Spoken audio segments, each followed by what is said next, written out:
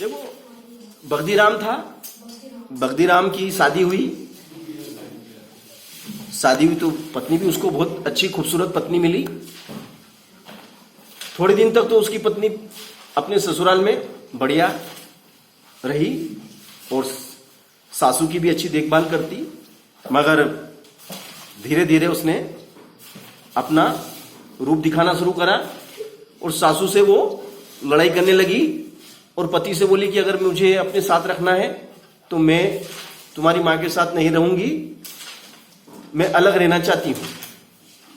तो पति अपनी पत्नी को लेके अलग हो गया और वो कमा के खाने लगे। पति जो कि बेलदारी का काम करता था, बेलदारी समझते हो ना, चूना तगारी का काम, माल बनाना और तगारी में भर के मिस्त्री को देना, ईंटें उठाना, तगारी में डालना, मिस्त्री को देना, इसको कहते बेलदारी। बेलदारी का काम करता था, 300-400 रुपए उसकी मजदूरी मिलती थी। इस तरीके से वह कमाकर पत्नी को देता और उनका गुजर बसर होता। अब अच्छा चल गया था समय, किंतु उसकी पत्नी जो कि दिमाग में उसके शैतानी, बैठे बैठे शैतानी, खाली कहते ना खाली दिमाग शैतान का घर, बैठे बैठे दिमाग में शैतानी चली। क्या शैतानी चली? बोला यार कौन रोटी बनाए, उठो सुबह जल्दी उठो ने रोटी बनाओ ने। तो वो क्या करती, सुबह उठती नहीं, पति कहता उठ जा मुझे काम पे जाना है, मेरे लिए रोटी सब्जी बना दे। तो कहती कि नहीं मेरी तो तबीयत खराब है, मेरा सिर दुख रहा है, मेरा आज ये दुख रहा है, ऐसे करके बहाने करती। तो पति खुद ही अपने काम पे जाने की रोटी बना के टिफिन बना के चला जाता।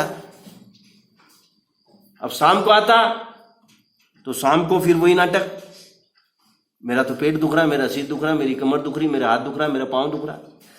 फिर बेचारा रोटी बनाता, खुद भी खाता, पत्नी को भी खिलाता। पत्नी खाना खाने के बाद अच्छी हो जाती, सब दर्द गायब हो जाते हैं खाना खाते से ही। फिर पति से अच्छा बोलने लगती और ऐसे 6-7 दिन तक चलता रहा। फिर उसने सोचा पत्नी ने कि अरे अब रोज रोज तो अपन एक बहाना कर नहीं सकते हैं, तो उसने अब दूसरा बहाना ढूंढ लिया। जैसे ही पति उससे कहता कि मेरे लिए खाना बना दे, तो वो गर्दन हिलाना शुरू कर देती, बाल खोल लेती और जोर जोर से चिल्लाने लग जाती, जोर जोर से गर्दन हिलाती।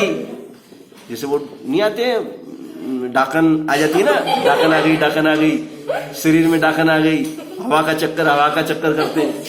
पति डर जाता, बोले यार ये क्या, बोले इसको तो कोई चक्कर हो गया भैया, हवा का चक्कर लग गया यार, चिल्लाती। तो वो पति डर जाता बेचारा, फिर उससे कुछ भी नहीं कहता, खुद ही रोटी सब्जी बनाने लग जाए, ने खुद ही बनाए, ने खुद के लिए भी बनाने, उसके लिए भी बना, उसके लिए टिफिन में रख के ने काम पे निकल ले। जैसे पति काम पे निकला, पत्नी से ही स्टार्ट हो जाती, भूत गायब, दिन भर आराम से रोटी खाती, पति के हाथ की बनी हुई सब्जी रोटी खाती। अब जैसे ही मालूम पड़ जाता है कि 6 बज गए, बस पति देव आने वाले हैं, तो जैसे ही पति देव आते हुए दिख जाते हैं, बोले हाँ रास्ते में दिख रहे हैं, वहां सड़क पे हैं, आ रहे हैं, तो वापिस बाल खोलती और वापिस गर्दन हिलाना शुरू, न चिल्लाना शुरू कि भाई इसको तो डाकन लग गई भैया। तो वो आता, बेचारी देख कितनी परेशान है, कितनी परेशान है। देख सुबह गया था जब भी ऐसी गर्दन हिला रही थी, अभी भी गर्दन हिला रही है, बहुत परेशान है। हे भगवान, इसने कौन से पाप करे थे जो इसको इतनी परेशानी दे रहा है। हे भगवान से जाके प्रार्थना करें, भगवान थोड़ी दया करो, ये डाकन शरीर में से निकाल दो, हवा को चक्कर भगा दो। बेचारा कुछ भी नहीं बोलता, चुपचाप से वापिस अपने आटा छानना, नमक डालना, सब्जी काटना, बनू के खुद भी खाता, उसको भी खिलाता, वो भी रोटी सब्जी खा के ने वापिस देख लेती कि सब्जी रोटी बन गई। जैसी सब्जी रोटी बन के तैयार होती, डाकन शरीर में से निकल के भग जाती, डाकन शरीर में से निकल के भग गई। आराम से प्याज कटवाती और प्याज के साथ रोटी सब्जी खाती। अब 1.5 साल हो गया, पति वो बड़ा परेशान। अब जिस मिस्त्री के साथ, कारीगर के साथ वो काम करता था, उस कारीगर ने बोला कि यार तेरे को देख रहा हूं मैं यार, 2-4 महीने से तू बड़ा डिस्टर्ब और परेशान है यार, क्या दिक्कत क्या है तेरे को, क्या परेशानी बता तो सही मुझे।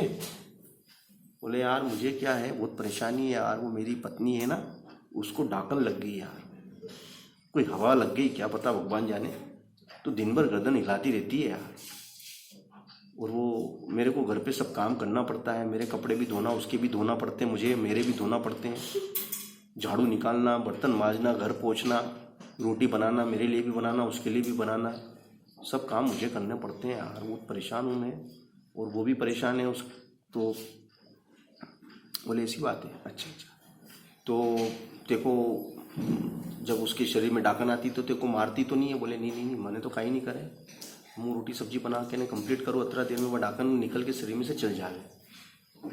खाना खाती, बोले खाना तो सही साठ खाती है, उस समय डाकन नहीं रहती शरीर में। अच्छा खाना खाती है तो फिर खाना हाँ, बोले रात भर भी सही साठ रहे ने, फिर सुबह सुबह एकदम डाकन आ जावे। तो बोले ऐसी बात है। बोले अच्छा, तो बोले डाकन और ये हवा ववा सब निकालना आती है, भूत चुड़ैल सब भगा देता हूँ।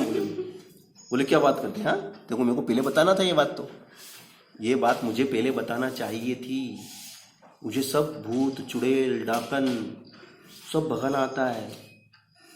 बोले भाई, बोले हाँ बिल्कुल सही बात है, मैंने सब सीख रखे हैं, बचपन में सीख लिए थे। बोले निकाल दे, वो निकाल दूंगा।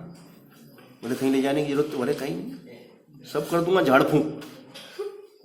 बोले तू तो मेरे को तेरे घर ले चल। अरे बोले यार कारीगर साहब चलो ना यार हमारे घर यार, मुँह आपने चाय भी पिलाऊंगा, ने रोटी भी खिलाऊंगा यार, ने हमारी बहुत बड़ी समस्या दूर हो जाएगी, मेरा जीवन थोड़ा बहुत परेशान है यार, हमारी पत्नी परेशान, मुँह परेशान यार, हैं तुम तो भगवान जैसे हो और हमारे लिए यार। बोले चलो, ले गया भैया। अब देख लिया पत्नी ने कि पति जी आ रहे हैं, फटाक से चोटी खोली, और दिन भर तो अच्छी टिप टाप बन के रहती, दिन भर अच्छी पत्नी टिप टाप बन के रहती, क्रीम पाउडर लगा के चोटी करके अच्छी रहती, नहीं शाम पड़े देख लेती पति आ रही हुए, फटाक से चोटी खोलती, ना बाल ऐसा कर लेती, डाकन चुड़ैल जैसा कर लेती, और फिर जो चिल्लाओ शुरू करती। तो देखा उसने, बोला आया वो आया भैया, दोनों ने जूते दरवाजे पे खोले, अंदर आके देखा, बोले यार बस सब सही साठ है, बस चिल्ला रही है और बाल खुले हुए हैं और बस आवाज कर रही है, बाकी तो सब व्यवस्थित है। बाल में भी तेल लगा रखा, भाई ऐसा भी नहीं कि भाई जिसको डाकन भूत लग जाते हैं उसके बाल में तेल का होश ही नहीं रहता, कितने महीने हो गए तेल लगाए, सब सही साठ है। खुद भी नहा धो के चकाचक एकदम क्रीम पाउडर लगा रखे हैं भैया है। ने फिर बोले यार क्या बात है। बोले ठीक है। थोड़ी देर तो वो बैठा रहा, देखता रहा रंग ढंग, बोले क्या है ये, क्या करतब दिखा रही है, उसके सब करतब उसने देखे। फिर उसके बाद उसने बोला कि अब मैं झाड़ फूंक करने जा रहा हूँ, तू चुपचाप से बैठा रहना, हिलना भी मत, ये कितना भी चिल्लाए तू देखना ही मत, पलट के बैठा रहे बस तू। अब देख तेरी आंखों के सामने में कैसे इसके शरीर में से डाकन को भगाता हूँ, देखना। बोले क्या बात। बोले हाँ कितनी देर लगेगी। अरे कहीं नहीं, 2 मिनट में अभी डाकन भगेगी, देख जो निकलती हुई दिखेगी। बोले हैं। बोले हाँ। गया वो जो जूता उसने बाहर उतारा था ना कारीगर ने, वो जूता लिया, वो जूता लेके आया, और जो वो महिला थी उसके सर पे दे दना दन जूते, तन दना दन जान जाने जनार्दन, दन दना दन। वो बोले ये क्या, अरे ये क्या, अरे मुझे छोड़ दो, अरे मुझे माफ कर दो, अरे मुझसे गलती हो गई, अब नहीं करूंगी, अरे मैंने कहीं भूत नहीं है, कहीं डाकन चुड़ैल कहीं नहीं है, मैंने मत मारो, वो तो ऐसे ही उल्लू बना रही थी 18 दिन से, मैंने रोटी सब्जी बनावा में आलस आता था, तो मुंह सोचती थी कि क्यों ना हमारा पति से रोटी सब्जी बनाऊं, यूं तो बोलती तो बना तो नहीं, तो मुंह नाटक कर रही थी, तो अणी से डर के बना तो यो, मैंने कहीं भूत नहीं है, मैंने मत मारो, मैंने कहीं डाकन नहीं, कहीं हवा को चक्कर नहीं। वो तो दिए जा रहा देह जूते, पाँव पकड़ने लगी, ढोक देने लगी, उसके भी ने उसके पति के भी ढोक दे, मत मारो, गंजी कर देगा कहीं मार मार के, मैं अब कभी नहीं करूंगी, गलती होगी, कान पकड़ू, ढोक दे, पाँव पड़ू। ये चुड़ैल डाकन हवा को चक्कर सब गायब। उस दिन से वो उसके पति के साथ सही साथ रही, पति को परमेश्वर मानने लगी, समय पे रोटी बना देती, सब्जी बना देती, और इस तरीके से उनका जीवन शांतिपूर्ण चलने लगा। सासू जी को भी अपने पास बुला लिया, सासू जी भी अब उनके पास रहने लग गई। इस प्रकार से कभी कभी व्यक्ति की बुद्धि भ्रष्ट हो जाती है तो शक्ति प्रदर्शन भी बहुत जरूरी हो जाता है।